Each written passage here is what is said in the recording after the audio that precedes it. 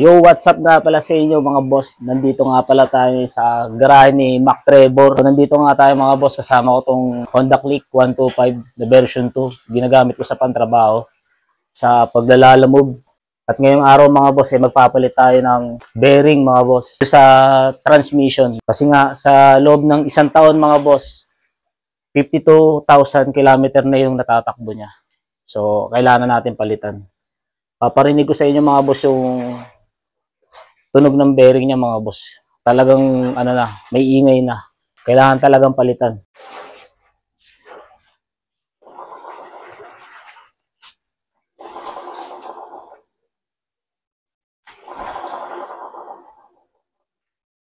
May mga talon na siya mga boss.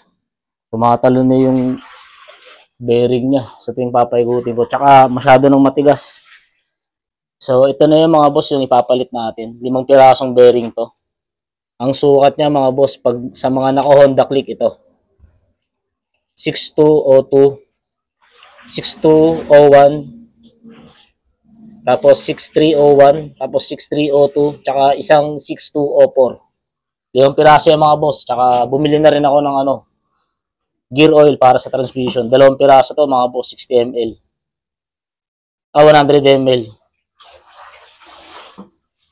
Tsaka isang extreme mga boss, panlinis din to. 600 ml. Tsaka ito na mga boss yung sinasabi ko sa inyo na pinadala ni Flyman, yung binili ko mga boss.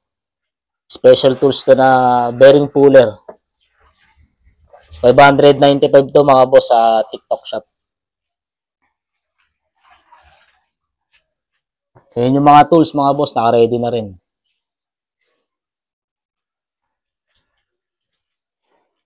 So dito mga boss, ang kakalasin natin itong tambucho, yung gulong, tsaka ito unang-una, yung cover ng CVT. So let's go mga boss, kalasan na tayo. Ang una natin kakalasin tong CVT cover na to.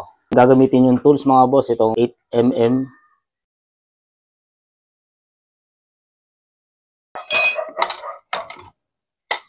Dito mga boss, nakalas na nga natin yung cover ng CVT mga boss. Dito ang gagamitin natin tools dito. 2 tornilyo lang kakalasin dito mga boss. Isang 19mm at saka isang 22mm mga boss.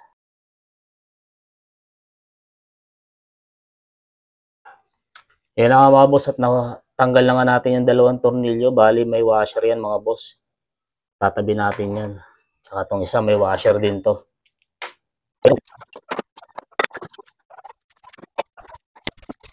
Ito na mga boss at nakalas na nga natin yan.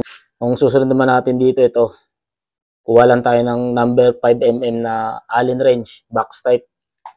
Tapos itong preno niya mga boss, dito sa cable, kakalasin din natin to. Itong sa tachometer, tapos itong tambucho, tsaka itong gulong. Tapos nun, pag nahugot na yun mga boss, ito na susunod natin. Kuha lang tayo ng 12mm.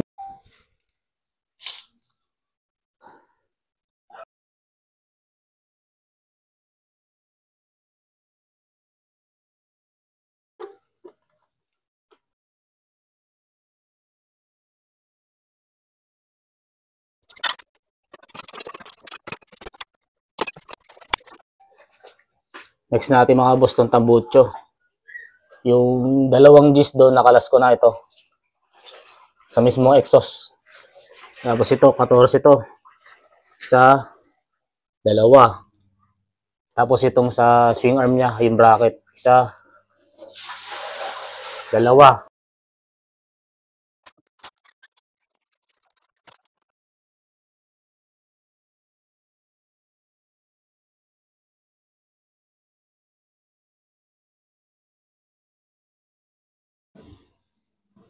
So ito na yung tatanggalin natin mga boss, itong brake shoe. May grasa po. Kalilinis ko lang din kasi nito nung nakaraang buwan eh. Yan yung kakalasin natin.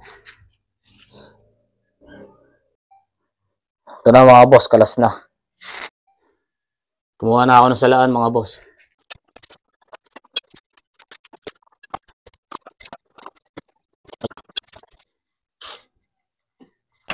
Bunutin natin yun.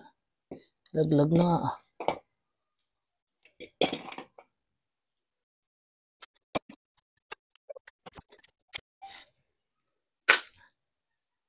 Ito mga boss, pupukpukin lang natin to. Itong shafting na to, gamitan natin ng basahan.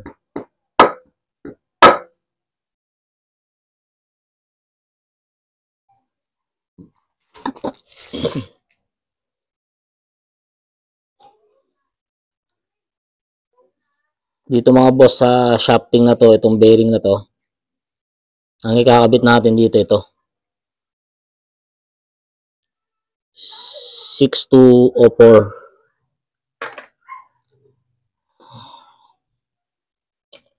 Pupukpukin lang natin siya ng martilyo mga boss, kasi sira naman na to eh.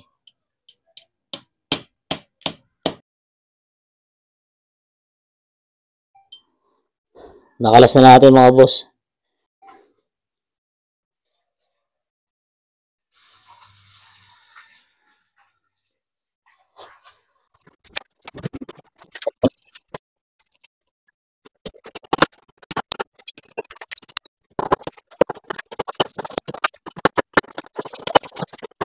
Yung mga boss, tuturo nga sa inyo kung paano gamitin yung special tools na binili ko.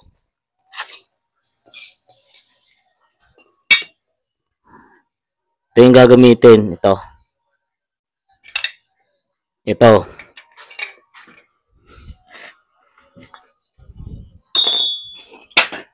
Tsaka ito. Yung tubo na to. Kailangan din natin na ito mga boss. Tsaka to. Gato. Tsaka yung dalawang washer na kasama na ito. Ganito yung ginagawa dito mga boss para maita nyo.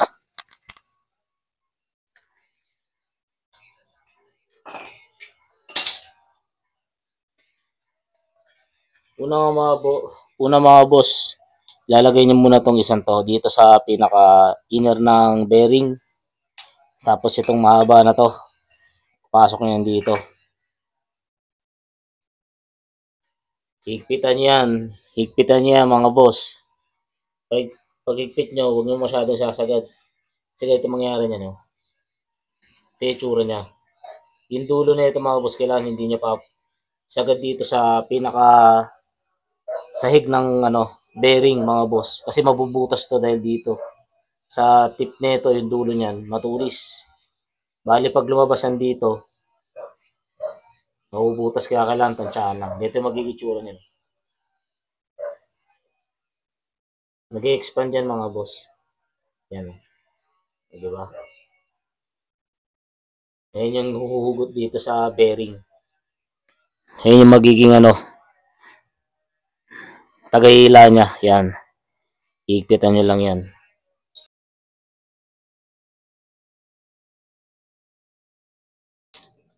Yan, maigpit na yan. Tapos ito na yung kasunod yan mga boss.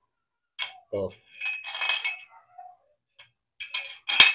Yan. Tsaka tong dalawang washer.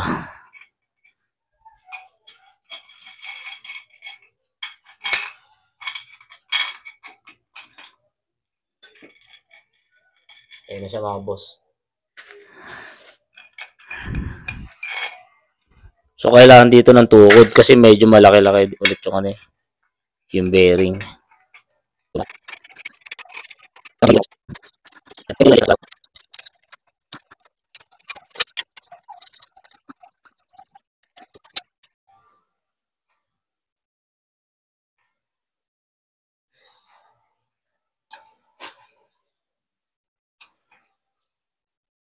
Mga boss, malapit na itong mahugot.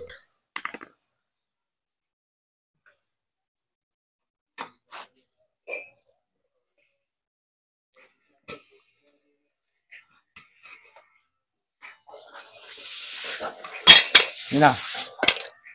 Ayan mga boss, nahugot na. Ayan. Diba?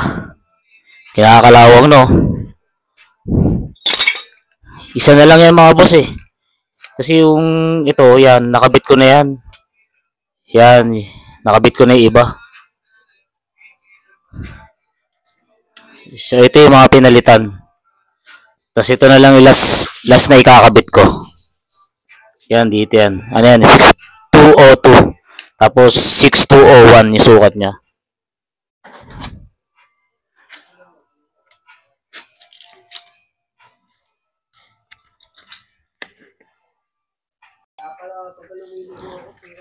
Mga boss, at okay na nga, narepack ko na nga ng grasa yung mga moving parts na bearing. 5 yan mga boss.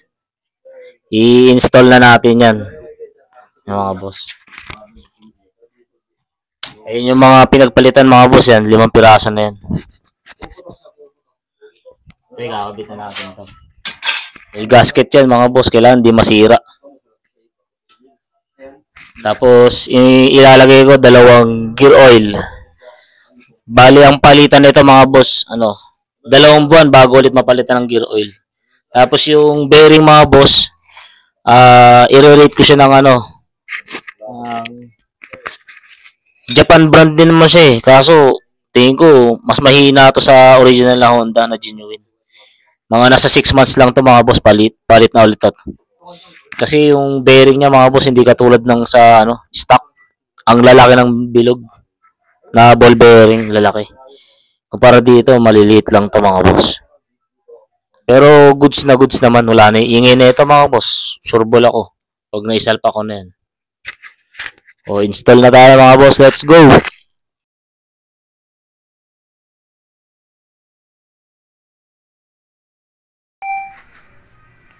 Yo mga boss, nasalpa ko na nga itong bearing sa loob. 5 piraso sa transmission.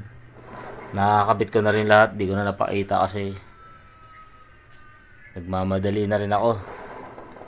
Yan, nakabit ko na yung tambucho, yung gulong, tsaka yung buong CVT, tsaka yung tachometer mga boss.